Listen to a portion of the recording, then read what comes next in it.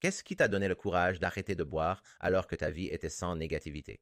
Parce que c'est une situation de pression, surtout si c'était une chose sociale. Mais alors, qu'est-ce qui t'a donné le courage de quitter un tel? Comment manifestes-tu cela et comment l'amènes-tu dans les idées et les décisions que tu prends? Oui, 2 grands sauts dans ma vie. Le choix de dire que c'est assez. Je dois devenir sobre. Et je pense que même si tout semble parfait et bien organisé de l'extérieur, vous savez toujours, vous savez, l'individu sait comment est sa relation avec l'alcool. Et comme je l'ai mentionné, ceux qui sont proches de moi, qui ont traversé les épreuves, vous savez, juste à côté, et mes pauvres parents à travers l'université et au-delà, étant constamment comme d'accord. Voyons quel est l'appel téléphonique de Kelsey ce week-end, vous savez, ou si elle utilise le téléphone de quelqu'un d'autre parce qu'elle a perdu le sien. Mais vous savez, est-elle à nouveau hospitalisée? J'ai été hospitalisée 2 fois pour consommation excessive d'alcool. Vous savez, emmenée hors d'une fête sur une civière parce que j'étais inconsciente. Je suis une femme d'1 m 57, 54 kilos et poids que j'ai gardé durant toute ma carrière universitaire. Et donc, vous ne pouvez pas supporter les niveaux d'alcool que je consommais à cette taille. Donc, on reçoit des amendes pour consommation excessive et mineure d'alcool. J'ai menti à un officier de police. J'ai fourni des détails d'une fausse pièce d'identité. Alors, j'ai soumis de faux rapports à la police, ces petits billets et problèmes au fil du temps. Et puis la façon dont je traitais ceux qui étaient proches de moi, tu sais, quand je buvais, ne reflétait pas qui je voulais être. Le dernier hurlement pour prendre la décision de devenir sobre, vraiment sobre. J'étais sobre pendant 4 mois à 21 ans. Cette idée de réinitialisation, je me disais, ben, peut-être que si j'arrête de boire pendant quelques mois, je vais bien aller. Vous savez, et c'est vraiment, vous savez, c'est le plaisir de l'alcoolisme. Vous cherchez simplement un moyen de garder l'alcool dans votre vie comme vous le pouvez. Parce que vous ne voulez tout simplement pas accepter que vous allez devoir changer. Vous allez devoir être celui qui ne boit pas. Et vous savez pourquoi cela m'arrive-t-il? Donc, après cet échec, à 24 ans alors, je ressentais environ 6 mois après le dernier épisode de consommation excessive d'alcool que vous connaissez. Et puis je pars en voyage d'affaires à Barcelone. Et dès le moment où je suis descendue de l'avion, en gros, vous savez, je suis arrivée à l'hôtel et ils m'ont offert une demi-bouteille de vin comme cadeau de bienvenue, vous savez. Donc j'ai commencé à boire vers 10h30 du matin et ça a continué. Je me suis réveillée à 3h30 dans l'appartement d'un inconnu. J'avais trompé, vous savez, mon petit ami de 4 ans et j'ai dû passer cet appel téléphonique le lendemain matin pour expliquer toutes ces choses qui me horrifiaient et dont je ne pouvais même pas. J'ai dû rassembler les morceaux pour me souvenir de ce qui s'était passé. Et oui, juste ressentir ce moment absolu et total de clarté comme je ne veux plus jamais me sentir comme ça. J'ai passé tellement de matins à m'excuser pour des choses dont je me souvenais à peine. Et maintenant, me voilà, vous savez, là où je devrais être dans ma... Je suis dans cette carrière. Cela fait déjà 9 ans à ce moment-là, je crois, 9 ans chez Intel. Et j'ai l'impression que je devrais être dans cette nouvelle phase de vie. Et ça se passe encore, vous savez, j'ai toujours ces problèmes. J'ai juste dit, c'est assez, vous savez, l'alcool ne vaut pas la peine. J'ai trouvé une réunion à anglophone à Barcelone ce matin et j'y serai, 6 ans. sobre ce septembre. Donc, celui de la récupération et de nombreux jetons loin de l'iceberg. Tu es comme cette chose rigide qui est juste comme, ouais, je ne veux pas accepter qu'il y a un problème. Je cherche une autre voie. Tu t'accroches simplement fermement. Et c'est comme assez de petits éclats de ces nuits, de ces incidents, de décevoir les gens que j'aime, de me décevoir moi-même, que finalement, assez, c'était assez. Et j'ai fini par dire, je dois faire un changement. Donc, c'est le saut de récupération. Le saut Intel est une autre histoire sur, vous savez, avoir cette décision de dire que mon bonheur et ma joie valaient la poursuite de ce risque. Vous savez, valaient le saut pour voir ce qui pourrait arriver. Honnêtement, alors que l'idée commençait à grandir pour Dope dans ma tête, j'ai commencé à penser que le plus grand risque était comme et si je ne le faisais pas?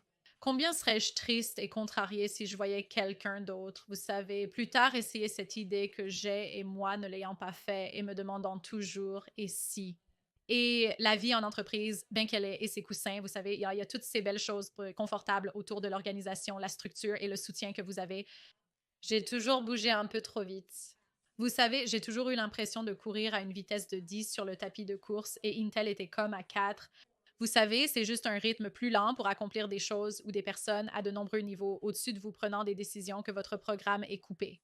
Vous savez, le budget qui était pour cette chose sur laquelle vous avez travaillé, en y mettant tout votre cœur et votre âme, ouais, ça ne va plus se produire. On va dans cette direction. Et vous, quoi? Comme mon enfant, vous savez, je voulais juste, je pensais que c'était une chance cool d'avoir la propriété, sur le fait que ça fonctionne ou non. Au moins, ça va être sur moi. Et valait la peine de faire le saut. Donc, en 17 février, j'ai eu l'idée. Le 20 avril 2017 était le premier jour de mon congé sabbatique chez Intel et c'était le lancement pour Dope. C'était mon premier jour à vendre de la pâte à biscuits Dope et j'ai fait 45,36 kg de pâte dans une cuisine commerciale à Oakland. Je l'ai transportée à San Francisco et je suis allée au parc Dolores. J'ai installé ce chariot que j'avais fait construire pour environ 500 $ et nous avons tout vendu en 3 heures. J'ai pensé, oh, les gens aiment vraiment la pâte à biscuits. Ça va devenir une chose. Allons-y, tu sais. Et Donc, lors d'un congé sabbatique chez Intel, est-ce que ton salaire est coupé dès le premier jour? non, 10 semaines payées. Oui, donc 10 semaines rémunérées. Les gens voyagent souvent, non? En fait, j'avais prévu un voyage de randonnée en sac à dos en Asie du Sud-Est, ce qui a vraiment effrayé mon père. Mais quand j'ai annoncé mon intention de lancer une entreprise de pâte à biscuits et peut-être quitter mon emploi, il a demandé: et la randonnée? Tu sais, peut-être que nous devrions simplement faire ça. Je suis sûre, tu sais, que ces pensées sont traversées son esprit. Il était un peu nerveux à propos de ce concept que j'avais, mais les 10 semaines étaient un cadeau, tu sais, pour pouvoir dire avec une sorte de filet de sécurité, tu sais, que je pourrais revenir, tu sais, si ça ne marchait vraiment pas. Mais à la fin des 10 semaines, j'étais comme, je ne pouvais même pas venir pour rendre mon ordinateur portable parce que j'avais 2 événements à San Francisco ce jour-là. J'étais comme, je vais devoir descendre à Santa Clara lundi. Tu sais, cette chose est vraiment en train de se passer et je vais la poursuivre. Donc, mon manager à l'époque était super soutenant et tout ça. Donc, je me suis vraiment sentie comme ils ont pu me voir déployer mes ailes et tu sais, c'était amusant. Je suis revenue plus tôt cette année pour partager mon parcours. C'était vraiment cool, un cercle complet. Comment trouvez-vous que cela va impacter la culture chez Dope? Donc, je suis juste si je me perçois jeune et que je vais travailler dans une start-up. Si je ne m'abuse, mes recherches montrent que vous avez tenté d'établir une culture sans consommation d'alcool, de drogue ou autre, n'est-ce pas?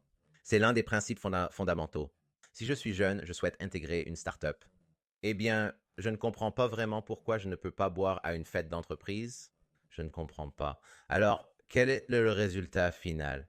Est-ce que cela a attiré du talent? Est-ce que cela a repoussé du talent? Cela a-t-il potentiellement attiré les bonnes personnes pour travailler avec vous? Je suis... Quelle est l'implication réelle pour une entreprise qui défend cela? Oui, je pense qu'au cœur d'une entreprise authentique et axée sur une mission, il est nécessaire d'avoir des employés qui adhèrent pleinement à cette mission, n'est-ce pas? Vous voulez avoir des employés qui vivent et respirent cela à un certain égard ou qui sont au moins super passionnés en comprenant la valeur de ce que vous essayez de faire. Donc pour moi, l'idée que ce que nous faisons repousserait quelqu'un est certainement comme il ne devrait probablement pas travailler ici parce que c'est une grande partie de l'impact que nous essayons d'avoir ailleurs. C'est Une bonne conclusion, ouais. Ouais, donc j'ai l'impression que, tu sais, pour nous, à mes yeux, et à travers notre parcours avec Dope, même en étant une boutique physique, tu sais, avoir à passer des entretiens plus régulièrement, n'est-ce pas? Pour obtenir du personnel horaire travaillant dans les magasins à maintenant être une entreprise à distance avec un côté médias sociaux, nous avons un support client. Et puis évidemment, comme les rôles de directeur sur les opérations et le marketing. Cela a énormément aidé, non seulement à attirer les meilleurs talents, mais à les retenir, vous savez, à les faire se sentir capables d'être eux-mêmes au travail. Ils peuvent discuter de la réalité des événements. Nous avons un canal Slack Mental Health Monday où nous partageons un point positif et négatif de la semaine passée. Je reste authentique. Je partage vraiment avec mon personnel quand quelque chose ne va pas bien et que je me sens déséquilibrée ou que je suis très anxieuse ou que quelque chose d'autre se passe et ce n'est pas un lieu de oh, ayez pitié de moi. Et ce n'est pas un lieu de oh, je suis faible et je ne suis pas capable de diriger l'entreprise maintenant. C'est comme je suis en contact avec ce qui se passe et voici ce que je fais à ce sujet. Et c'est D'accord. je pense que ces moments où j'ai pu partager quelque chose qui se passe dans ma vie ont vraiment ouvert la porte pour qu'ils puissent partager. Nous avons donc plusieurs employés en convalescence, ce qui est super. Et encore une fois, je pense qu'il y a certaines entreprises dans cette mentalité à l'ancienne qui disent donc qu'ils seraient un employé à risque, vous savez. Euh, Certains, vous savez, avec des dates de sobriété en 2020 même. Et c'est comme, et en 2021, et je suis là pour ça, vous savez, je veux être soutenante. Je souhaite être cet employeur présent. Même si les gens cherchent à se rétablir pour la première fois ou rechutent et ont besoin de se remettre sur la bonne voie, les repousser est un mauvais service rendu à l'humanité. Vous savez, quelqu'un qui lutte dans votre entreprise à ce moment-là et quand ils ont le plus besoin de vous pour dire et voir à travers le problème et voir qu'il y a quelqu'un, un humain qui lutte avec quelque chose et que vous avez une opportunité d'aider. Donc, pour les employeurs là-bas, comme nous avons partagé une politique sur notre politique de santé mentale, comme une version modèle des politiques de santé mentale sur notre blog, C'est donc impressionnant à voir. Des initiatives de récupération en milieu de travail sont en place dans, je crois, 13 États. C'est vraiment cool de voir ces méthodes structurées montrant à quel point le problème est réel, à quel point il est omniprésent, quel coût cela représente vraiment pour les employeurs de l'ignorer, la perte de productivité, etc., les taux de rotation, tout cela est des actions concrètes que vous pouvez vraiment entreprendre pour changer ces méthodes au sein de votre entreprise. Mais c'est comme vous l'avez dit, il faut un changement de culture. La décision de ne pas servir d'alcool lors de nos événements clients, comme celui organisé à San Francisco où nous avions un bar à mocktail avec diverses boissons amusantes et du kombucha, a été maintenue. Il y a donc des façons amusantes de faire cela. C'est crucial, même pour les entreprises autorisant l'alcool lors d'événements, de ne pas en faire le principal attrait. Considérez combien cela peut être aliénant pour quelqu'un qui se sent obligé de boire ou de participer à cette activité pour obtenir des informations de première main. C'est un lieu vraiment terrifiant pour quelqu'un en début de rétablissement.